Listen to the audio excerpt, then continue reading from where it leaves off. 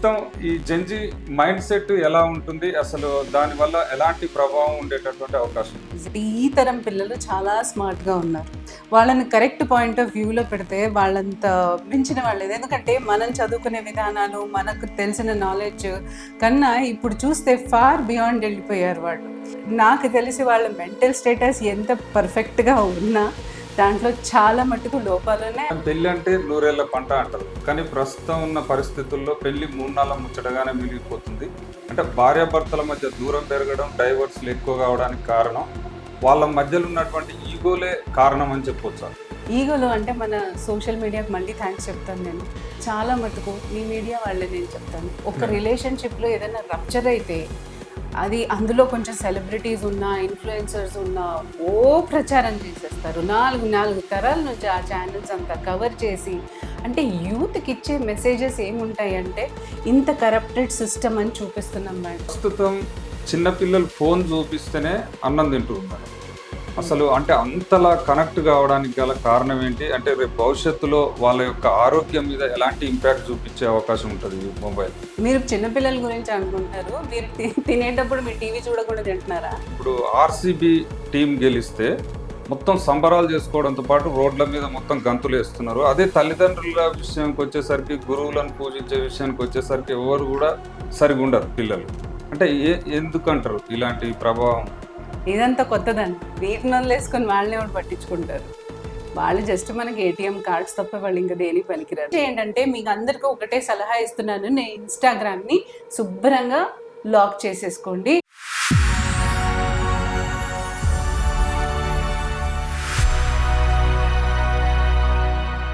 Hello, అందరికి నమస్తే. నేను మీ శ్రీశైలం. ప్రస్తుతం మన ముందు సీనియర్ కన్సల్టెంట్ సైకాలజిస్ట్ ప్రతిమ గారు ఉన్నారు. ఆ ప్రస్తుతం యువత యొక్క మానసిక పరిస్థితులు ఎలా ఉన్నాయో వారి మాటల్లోనే తెలుసుకుందాం. నమస్తే మేడం. నమస్తే అండి, వ్యూవర్స్ కి కూడా నా నమస్తే. Thank you madam. బాగున్నారా మేడం? చాలా బాగున్నాను. ఓకే మేడం, ప్రస్తుతం ఈ జెన్జీ మైండ్ సెట్ ఎలా ఉంటుంది, అసలు దానివల్ల ఎలాంటి ప్రభావం ఉండేటటువంటి అవకాశం? జెన్జీ మైండ్ సెట్ అనగానే ఫస్ట్ ఆఫ్ ఆల్ నాకు చాలా మంది పిల్లలు ఉన్నారు. ఎందుకంటే కాలేజెస్ లో వెళ్తూ ఉంటాం, వాళ్ళతో మాట్లాడుతూ ఉంటాం, ఇంటర్వ్యూస్ చేస్తూ ఉంటాం. సో అలాగే వాళ్ళు మా దగ్గరికి వచ్చి బాధలు చెప్పుకుంటూ ఉంటారు. సో నేను నెగిటివ్ గా నేను స్టార్ట్ చేయట్లేదు, వాళ్ళ గురించి పాజిటివ్ గా చెప్తున్నాను. వాళ్ళు ఈ తరం పిల్లలు కాబట్టి ఈ తరం పిల్లలు చాలా స్మార్ట్ గా ఉన్నారు. వాళ్ళని కరెక్ట్ పాయింట్ ఆఫ్ వ్యూలో పెడితే వాళ్ళంత మించిన వాళ్ళేది. ఎందుకంటే మనం చదువుకునే విధానాలు, మనకు తెలిసిన నాలెడ్జ్ కన్నా ఇప్పుడు చూస్తే ఫార్ బియాండ్ వెళ్ళిపోయారు వాళ్ళు. ఏదైనా సరే ఒక చిటికెలో పట్టేసుకునే, అంటే మెంటల్గా అంత స్ట్రాంగ్ ఉండడం, ప్లస్ వాళ్ళకి మెమరీ అన్నది మనకంటే చాలా ఎక్కువగా ఇదైంది. అంటే ఇది ఒక పాజిటివ్ వేలో చెప్తున్నాను. అంటే ఎలా అంటే వాళ్ళు చాలా ఎక్స్పోజర్ ఉంది కాబట్టి సోషల్ మీడియాకి, వీటికి. సో నాలెడ్జ్ కూడా అంతే పెంచుకుంటున్నారు. ప్రతి ఫీల్డ్లోనూ వాళ్ళకు ఒక అవగాహన అనేది ఉంది. చాలా ఫార్వర్డ్ థింకింగ్ ఉంది, చాలా ఇన్నోవేటివ్ వేలో ఆలోచిస్తారు. క్రియేటివ్ థింకింగ్ కూడా చాలా ఎక్కువ. అంటే మనలాగా కాకుండా అన్నిట్లోనూ రాణిస్తున్నారు. అంటే ఇప్పుడు చూస్తున్న మీరు ఈ యూత్ అన్నది ప్రోగ్రామ్స్లో కొన్ని ప్రోగ్రామ్ వాళ్ళు చూస్తే కొన్ని ఇన్నోవేటివ్ థింగ్స్ కానివ్వండి, కొన్ని క్రియేటివ్గా చేయటం కానివ్వండి, కొన్ని అడ్వెంచర్లు కానివ్వండి, వాళ్ళలాగా మేము మా కాలంలో చేయలేకపోయాం. ఆ ఛాన్సెస్ కూడా మాకు రాలేదనుకోండి.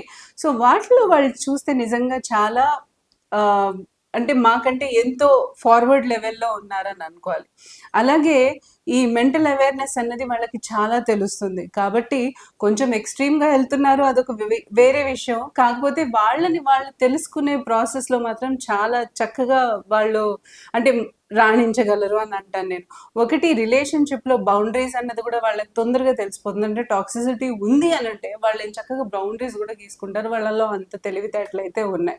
సో అన్నిట్లో బాగున్న వాళ్ళు కొన్నిట్లో కొన్ని రకాలుగా బ్యాక్వర్డ్ స్టెప్ తీసుకుంటున్నారు. సో వాళ్ళ మెంటల్ స్థితి ఎలా ఉంది అని అంటే social media influence as usual మీకు తెలిసిందే. అది ఎలా మారుతున్నారు, ఎలా వాళ్ళు ప్రవర్తిస్తున్నారు, అంటే మనము చూసిన డిసిప్లిన్స్ వాళ్ళలో మనకి కనపట్లేదు. ఎక్కడ ల్యాగ్ అవుతున్నాం అన్నది చాలా, అసలు ఈ జనరేషన్ గ్యాప్ అయితే చాలా అనిపిస్తోంది నాకు. సో నాకు తెలిసి వాళ్ళ మెంటల్ స్టేటస్ ఎంత పర్ఫెక్ట్గా ఉన్నా దాంట్లో చాలా మటుకు లోపాలు ఉన్నాయి. అండ్ ఎస్పెషలీ ఈ జనరేషన్ వాళ్ళు 1997 నుంచి కొంచెం 2010 వరకు మనం జెన్జీలు అంటాము. తర్వాత వచ్చిన వాళ్ళని ఆల్ఫా, తర్వాత వచ్చిన వాళ్ళని ఇంకేం పేర్లు పెడతామో తెలియదు. సో అలా మారుతూ వస్తోంది. బట్ స్టిల్ వీళ్ళ అంటే ఇంకా రానున్న టైంలో మనము ఎన్నెన్ని అడ్వాన్స్మెంట్కి వెళ్తున్నామో వీళ్ళు అంతంత డెవలప్ అవుతూ వస్తున్నారు అనమాట. సో నేను అనుకోవడం పాజిటివ్గా తీసుకుంటే వాళ్ళు చాలా ఫార్వర్డ్ థింకర్స్, చాలా అడాప్టివ్ బ్రెయిన్స్ అనుకోవచ్చు. క్రియేటివ్గా ఇన్నోవేటివ్ థింకింగ్ అంటే చాలా చాలా ఐ థింక్ వాళ్ళల్లో ఎక్కువ ఉంది. ఎక్కువ శాతం మనం వాళ్ళని పాజిటివ్ వేలో తీసుకెళ్తే మాత్రం వాళ్ళు దేశానికి ఫ్యూచర్ కిడ్స్ అని అంటారు కదా ఈ జనరేషన్. సో వాళ్ళు డెఫినెట్గా మన కంట్రీని ఒక లెవెల్లో తీసుకెళ్ళగలరు అన్నంత కాన్ఫిడెన్స్ అయితే ఉంటుంది వాళ్ళని చూస్తే. అంటే కాలేజ్లో వెళ్ళి మాట్లాడుతుంటే వాళ్ళ మాటల్లో గల ఆ స్పిరిట్ నాకు చాలా అనిపిస్తుంది. అబ్బా ఇంత ఆలోచిస్తున్నారా, ఇంత లెవెల్లో ఉన్నారా వీళ్ళు అని. యా ఇట్స్ చూస్తే నాకైతే ఏమి ఇది అనిపించదు. But yeah they are good అని అంటారు. 30-40 సంవత్సరాల క్రితం పిల్లలను పరిశీలించినట్లయితే ప్రస్తుత పిల్లలకు తల్లిదండ్రులను ఏమాత్రం కూడా పట్టించుకోకుండా రెస్పెక్ట్ ఇవ్వకుండా ఉంటున్నారు. గతంలో పిల్లలు చాలా చక్కగా తల్లిదండ్రుల మాట గౌరవించేవాళ్ళు. ఇప్పుడు ప్రస్తుత పిల్లలు అయితే తల్లిదండ్రులు చెప్పిన మాటను సరిగా వినట్లేదు. దీనికి గల కారణం ఏంటి? అప్పట్లో నేను చెప్పేది ఏంటంటే మన తల్లిదండ్రులు తప్పు చెప్పినా వాళ్ళు కరెక్ట్ చెప్పినా మనం అనాల్సిందే, ఆ రూల్ ఉండేది. ఇప్పుడు మనం ఫ్రీడమ్ని చాలా డమ్ వేలో వాడుకుంటున్నాము. అంటే పిల్లల్లో ఎంత స్వేచ్ఛ పెరిగిందని అంటే నీకు అంటే సోషల్ జస్టిస్ అంటారు, freedom of right to speech అని. అంటే ఆ ఈక్వాలిటీ అన్నది బాగా పెరిగిపోయి నువ్వు ఎంత అంటే నేను ఎంత అంటే ఆ సమాధానం ఇవ్వడం అనేది వాళ్ళల్లో ఒక అంటే వాళ్ళు తప్పుననేది ఒప్పుకుంటే దట్ ఈస్ డిఫరెంట్. కానీ పెద్దవాళ్ళు కూడా వాళ్ళు తప్పు చేశారో లేదో అని నిలదీస్తుంటే వాళ్ళు గొంతెత్తి మాట్లాడడం ఒక్కొక్కసారి నాకు కరెక్టే అనిపిస్తుంది. అదేం తప్పు కాదు.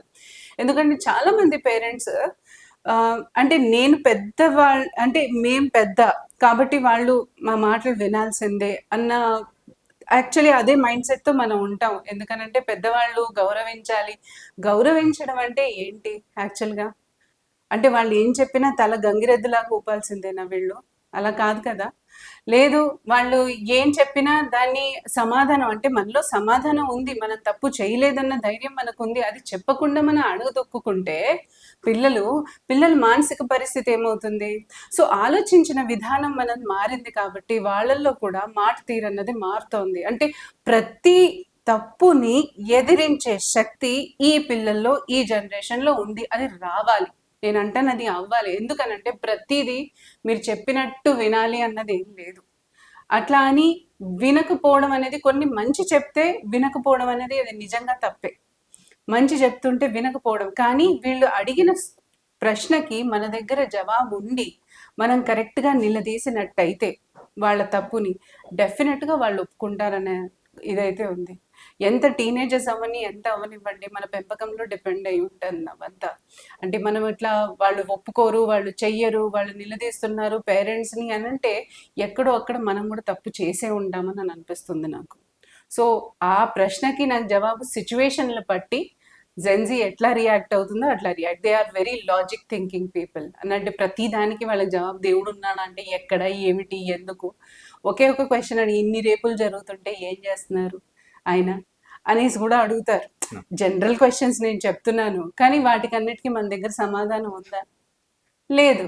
లేదన్నప్పుడు వాళ్ళు వాళ్ళ బ్రెయిన్ పెట్టి ఆలోచిస్తారు. సో ప్రతి వ్యక్తికి ఒక రైట్ ఉండాలి తన పర్సెప్షన్ చెప్పడానికి. సో మనం ఎట్లా హ్యాండిల్ చేస్తామో పెద్దవాళ్ళు అన్నది ఇంపార్టెంట్ అక్కడ. సో వీళ్ళు వినట్లేదు, డిసిప్లైన్ లేరు అని కూడా తెలుస్తుంది. కానీ కొన్ని విషయాల్లో డిసిప్లైన్ ఉండరు. కానీ వాళ్ళని డిసిప్లైన్ చేయాల్సిన అవసరం కూడా పెద్దవాళ్ళదే. అంతే కదా, వాళ్ళు మనలోంచి వచ్చారు, మనం వాళ్ళలోంచి రాలా. సో అలా మేడం, పెళ్లి అంటే నూరేళ్ల పంట అంటారు. కానీ ప్రస్తుతం ఉన్న పరిస్థితుల్లో పెళ్లి 3 నాళ్ళ ముచ్చటగానే మిగిలిపోతుంది. అంటే భార్యాభర్తల మధ్య దూరం పెరగడం, డైవర్స్లు ఎక్కువ కావడానికి కారణం వాళ్ళ మధ్యలో ఉన్నటువంటి ఈగోలే కారణం అని చెప్పొచ్చా? ఈగోలో అంటే మన సోషల్ మీడియాకి మళ్ళీ థ్యాంక్స్ చెప్తాను నేను. చాలా మటుకు మీ మీడియా వాళ్ళే నేను చెప్తాను. ఒక రిలేషన్షిప్లో ఏదైనా రప్చర్ అయితే అది అందులో కొంచెం సెలబ్రిటీస్ ఉన్నా, ఇన్‌ఫ్లుయెన్సర్స్ ఉన్నా ఓ ప్రచారం చేసేస్తారు. 4 తరాల నుంచి ఆ ఛానెల్స్ అంతా కవర్ చేసి అంటే యూత్‌కిచ్చే మెసేజెస్ ఏముంటాయంటే, ఇంత కరప్టెడ్ సిస్టమ్ అని చూపిస్తున్నాం వాళ్ళకి. అంటే ఎక్కడనూ పాజిటివిటీ లేదా మన దేశంలో? చచ్చిపోతున్నామా అంతగా? అర్థం కావట్లేదు. పొలిటికల్‌గా కొట్టుకుంటూ ఉంటాము. అసలు ఒక్క కాలేజ్‌లో ఒక చిన్న ఇన్సిడెంట్ జరిగితే వరల్డ్ అంతా అదే ప్రచారం అవుతూ ఉంటుంది. ప్రతిదీ ఒక నెగెటివ్ మెసేజెస్ కింద ఇస్తున్నాం వాళ్ళకి. కాబట్టి వాళ్ళలో నెగటివిటీయే పెరిగింది. సో, మీరు అడిగిన క్వెషన్‌కి రిలేషన్‌షిప్ అన్నది కూడా ఈవెన్ అన్నిట్లోనూ ఫస్ట్ వచ్చేదేంటంటే పంతం, ఈగోనే. సమాధానంగా ఉండేది చాలా తక్కువ వాళ్ళు. సో, ఈగోల మీద తీసుకున్నప్పుడు అన్ని రిలేషన్‌షిప్‌లో తేడాలొస్తాయి. పైగా రిలేషన్‌షిప్ వాల్యూసే నేర్పించట్లేదు. మనకే లేదు. మనకే లేదు. ఉన్న సోషల్ మీడియా బాగా ఎక్కువైపోయి మనమేం పాటించట్లేదు. మనమే అసలు మొగుడు పెళ్ళాలంటే ఇప్పుడు వాళ్ళ జనరేషన్‌లో చూడండి ఎవడి వాళ్ళ లైఫే. నీది ఒక 50% నాదో 50% అంటే ఇద్దరు షేరింగ్. అక్కడ తప్పితే అయ్యో! ఇది నాది అనుకోవడం చాలు. మీ అమ్మ వాళ్ళు, మా అమ్మ వాళ్ళు. నీ ఉద్యోగం, నా ఉద్యోగం. నీ డబ్బులు, నా డబ్బులు. అన్నీ నీదా అయిపోయాయి గదా! ఇంకక్కడ. సో, అక్కడ మన అన్నది ఎక్కడుంది లైఫ్‌లో? సో, అది లేనప్పుడు ఎట్లా సక్సెస్ అవుతావు? ఒక రిలేషన్‌షిప్‌ని రిలేషన్‌షిప్ అని ఎందుకు తీసుకోవాలి? అంటే వేసుకున్న గుడ్డకిను రిలేషన్‌షిప్‌కి చాలా డిఫరెన్స్ ఉంది. అది చిరిగిపోతే బయట పారేస్తాం. రిలేషన్‌షిప్‌ని కూడా అలాగే తీసేస్తామా? కాళ్ళు చేతులు ఏదైనా పనికి రావట్లేదంటే దాన్ని ఏం చెయ్యాలి బాబు నేను పని చేసేటట్టు అనేసి డాక్టర్ దగ్గరికెళ్తాం. అసలు డాక్టర్ దగ్గరికెళ్ళి వైద్యం చేయించుకొని మనం చేసుకుంటాం. అలా ఇదెందుకు అవ్వట్లా? ఇది కొంచెం పంతం రాంగానే నాకు అవసరం లేదు నా రిలేషన్‌షిప్ నీతో నాకు ఇంక సంబంధం లేదని ఎందుకంత తేలిగ్గా వదిలేస్తున్నావు? సో, వాల్యూస్ లేవు. ఎందుకలా అవుతోంది అనంటే జనాల్ని చూస్తున్నారు. ఎందుకంటే మీడియాస్ గూడా ఇలా ఇన్‌ఫ్లూయెన్స్ చేస్తున్నాయి.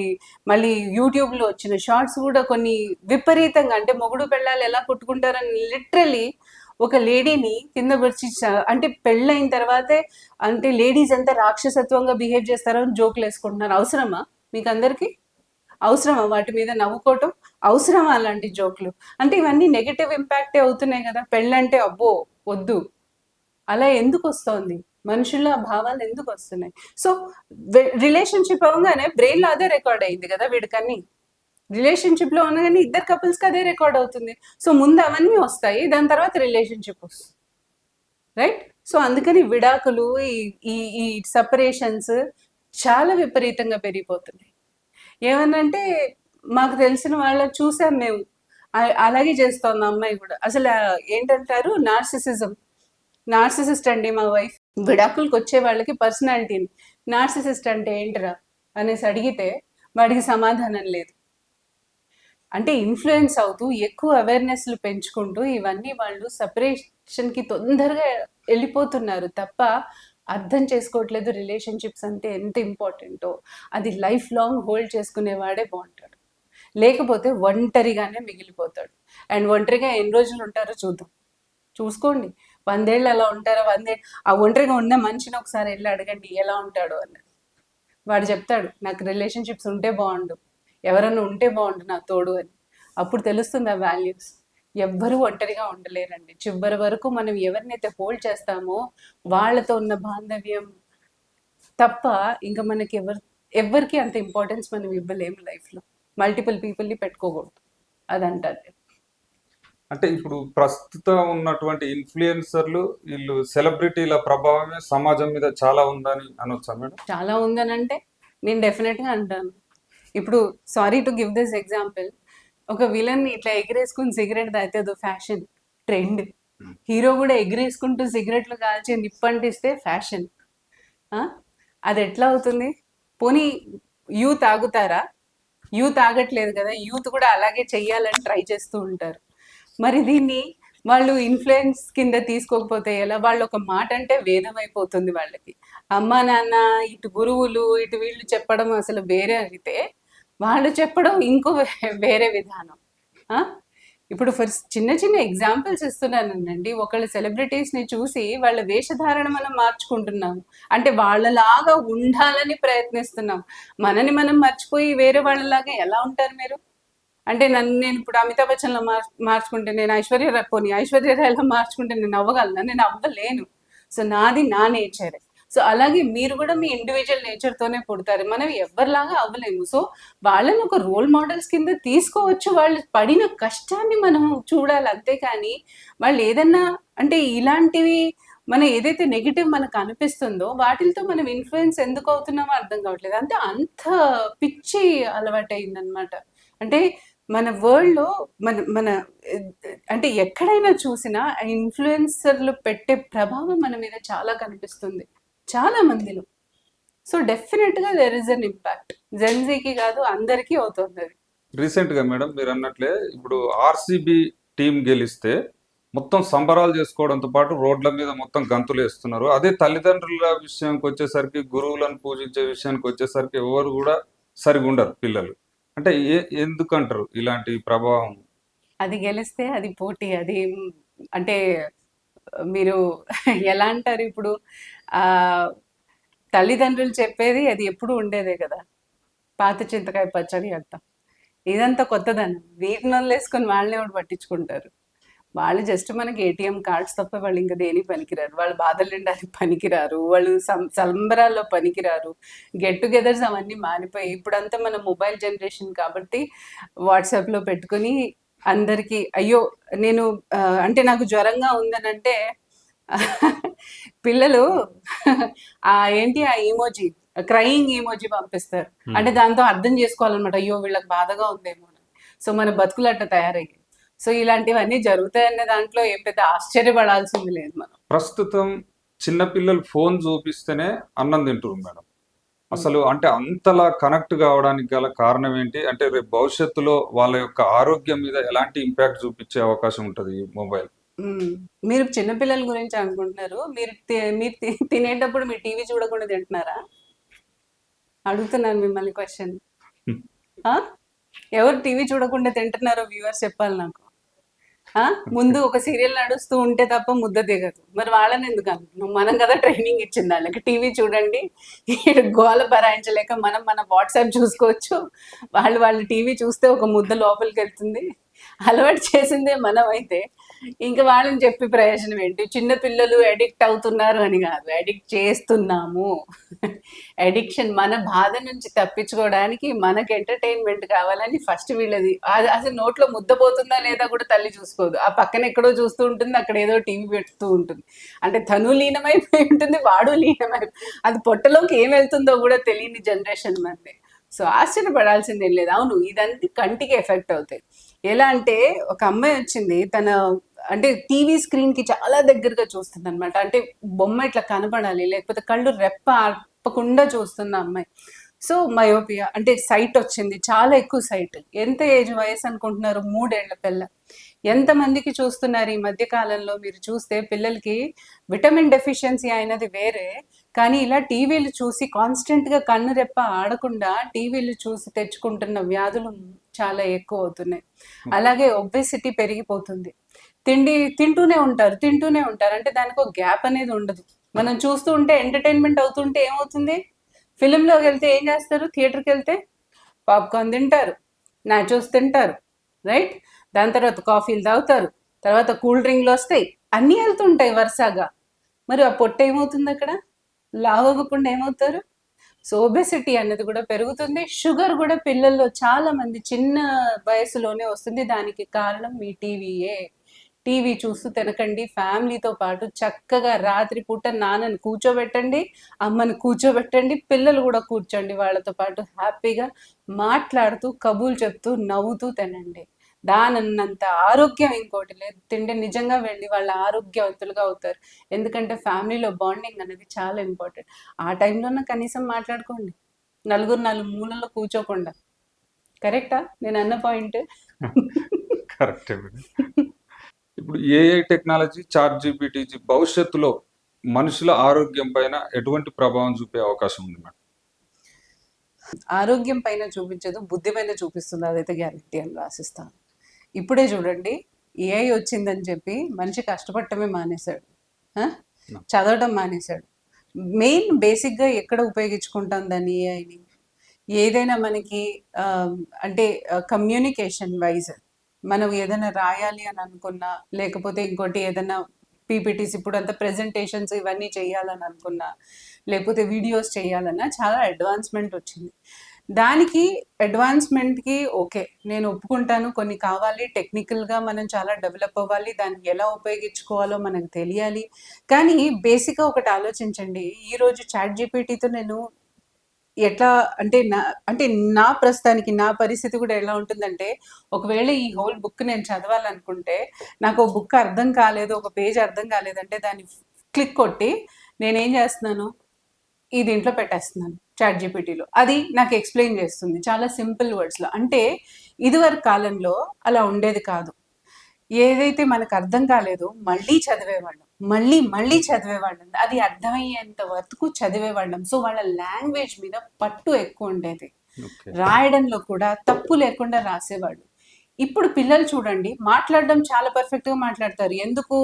ఎందుకంటే వాళ్ళు చూసే ఛానల్స్ అన్నీ అవే కాబట్టి కమ్యూనికేషన్ బేసిస్లో వాళ్ళకి ఎక్కడ తేడా ఉండదు. కానీ ఎప్పుడైతే వాళ్ళని రాయమని చెప్పండి, టెక్స్చువల్ లాంగ్వేజ్ అర్థం చేసుకోమని చెప్పండి, పోనీ సిలబస్ని అర్థం చేసుకోమని చెప్పండి, చాలా తక్కువ మంది పిల్లలకి అవగాహన ఉంటుంది. ఎందుకంటే టెక్స్చువల్ లాంగ్వేజ్ అన్నది మనం ఎంత నేర్చుకుంటే, మనం ఎంత చదివితే అంత పెరుగుతాం. లేదనంటే మన మైండ్ వర్క్ చేయడం కూడా ఆగిపోతుంది.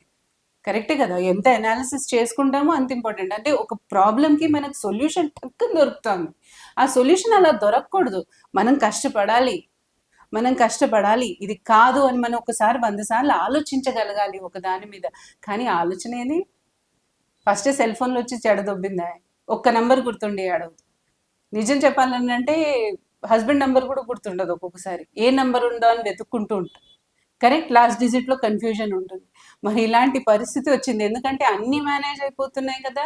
సో అలాగే ఏఐ కూడా అడ్వాన్స్ ఎంతెంత అవుతుందో మన పిల్లలు చాలా ఈజీ టెక్నిక్, అంటే వీళ్ళకి ఏంటంటే కష్టపడటం ఇష్టం ఉండదు. సో కాబట్టి వాళ్ళు అంత ఈజీగా అయిపోవాలి అనేసి అనుకునే టైప్లు వాళ్ళు. సో ఇన్స్టెంట్గా అవ్వాలి, ఈజీగా అవ్వాలి, సక్సెస్ కూడా ఈజీగా దొరకాలి. కాబట్టి ఇలాంటివన్నీ షార్ట్ కట్స్ వాడాలి మనం. సో నేర్చుకునేది ఎక్కడ ఉంటుంది, క్వాలిటీ ఎక్కడ ఉంటుంది, ఫ్యూచర్ వాళ్ళది ఎలా ఉంటుంది. నిజంగా వెళ్ళి వాడు పని చేసి వాడికి ఏదైనా రిపోర్ట్ తయారు చేయమని చెప్పి వాడికి పేపరు పెన్ ఇవ్వండి, సెల్ ఫోన్లు అన్ని తీసేయండి, వాడిది ఎంత చెత్త రిపోర్ట్ ఉంటుందో నేను చెప్తాను. ఇప్పటికీ ఏ పిల్లలకి సరిగ్గా రాయడం తెలియదండి, రాతల్లో మారిపోయాయి, అసలు ఒక సెంటెన్స్ ఫార్మేషన్ రావట్లేదు, రాయడంలో కరెక్ట్ గ్రామర్ ఉపయోగించట్లేదు. మరి దేని మూలాన అవుతుంది, ఇంట్లో కూర్చుంటే ఇవి వస్తున్నాయి కదా, ఇవి జాలు వాళ్ళకి. So that is the reason. అంటే ఫ్యూచర్ వీళ్ళది ఎలా ఉంటుంది అని అంటే దీన్ని పాజిటివ్గా ఉపయోగించుకుంటే పాజిటివ్గా వెళ్తారు, లేదనంటే అందరూ మూర్ఖుల్లాగా తయారవుతారు, అది మాత్రం గ్యారంటీ. లాంగ్వేజ్లో వాళ్ళు వాట్సాప్లో కొన్నిసార్లు మెసేజెస్ వస్తాయి, వాడి మాటలు చూస్తే వాడి మెసేజ్కి అసలు చాలా వ్యత్యాసం ఉంటుంది. అదేంటి ఇంత చెత్తగా మాట్లాడుతున్నాడు, పైగా లాంగ్వేజ్ చూస్తే అంత బాగా రాశాడు. సో ఏఐ అంతే. సో నీ కెపాసిటీ ఏంటంటే ఇది తేల్చి చెప్పేది నీ ఏఐ తప్ప నీకు ఇండివిజువల్గా కెపాసిటీ తగ్గిపోతుంది. అంటే రాను రాను నీ బ్రెయిన్ చాలా మెకానికల్, అంటే ఈజీ వేలో అడాప్ట్ అయ్యి ఆలోచించడం మానేస్తుంది, కాన్సన్ట్రేట్ చేయడం మానేస్తుంది. అటెన్షన్ స్పాన్ ఇప్పుడు ఈ ట్రోలింగ్ అంటే ఈ స్క్రోలింగ్ జరుగుతూ ఉంటుంది కదా. సో ఏ వీడియో అయినా 3 minutes కంటే మనకి ఎక్కువ వద్దు, చెత్తుంటే ఇట్లా స్కిప్ చేయాలి. మరి ఆ లెక్కన క్లాస్లో అన్ని పాఠాలు అంత పెద్ద పెద్దగా ఉంటాయి, అవి ఎట్లా గుర్తుపెట్టుకుంటారు, ఎట్లా అది కూడా 3 minutes పాఠాలు ఉంటాయా ఏంటి, కుదరదు కదా. మనం చేయలేంది ఎట్లా వస్తుంది వాళ్ళకి నేర్చుకోవడం. సో కంప్లీట్గా ఒక సింగిల్ పాయింట్లో చెప్పాలంటే మనిషిని నాశనం చేయడానికి ఏఐ పుడుతుందన్నట్టు, మనిషి తెలివితేటలని జీరో చేస్తుంది. ప్రస్తుతం యువత అయితే చాలా విచిత్రంగా ప్రవర్తిస్తున్నారు మేడం. కొంతమంది అయితే రీల్స్ కోసం అనేసి ట్రైన్ మీద ఉండి ట్రైన్ నుంచి కూడా దూకుతున్నటువంటి సందర్భం చూస్తున్నాం. అంటే ఎందుకు అలా ప్రవర్తించడానికి గల కారణం ఏంటంటారు? దాన్ని అడిక్షన్ అంటారు, మా సింపుల్ భాషలో సెల్ ఫోన్ అడిక్షన్ అంటారు.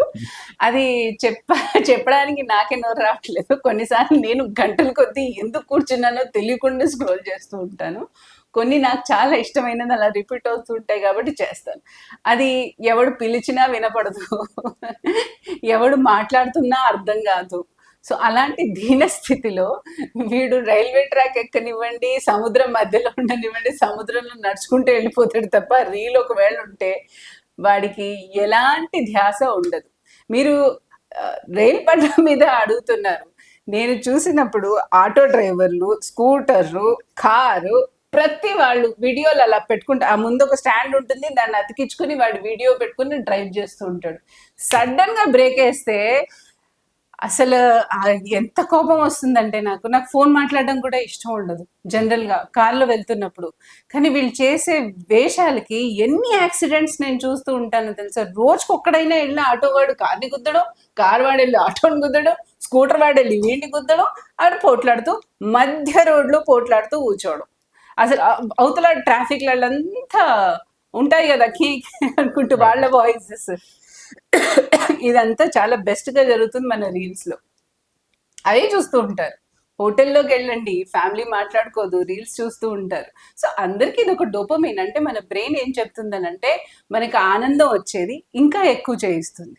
సో ఇది డోపమైన్ జనరేట్ చేస్తుంది. మీరు ఎంత చూస్తుంటే అవి అంత క్యూరియాసిటీ ఇస్తూ ఉంటాయి అనమాట. ఇంకొకటి ఇంకొకటి ఇంకొకటి. సో అలా మనం అవర్స్ టుగెదర్ చేస్తాము. అదేం చేయండి అంటే మీకు అందరికీ ఒకటే సలహా ఇస్తున్నాను, నేను ఇన్స్టాగ్రామ్ని శుభ్రంగా లాక్ చేసేసుకోండి.